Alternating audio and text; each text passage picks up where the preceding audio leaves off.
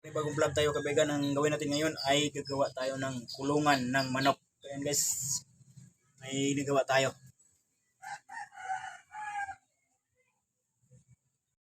Ayan guys, may ginagawa tayo na kulungan ng manok. Ayan o.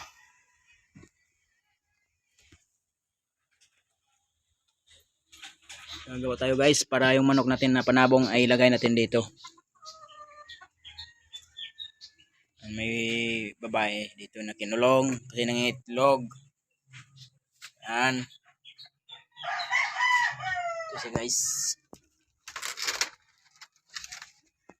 Ayan, may itlog na yan. Ito.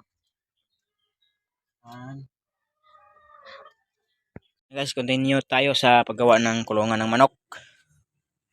Ayan. Lapit na siya matapos guys.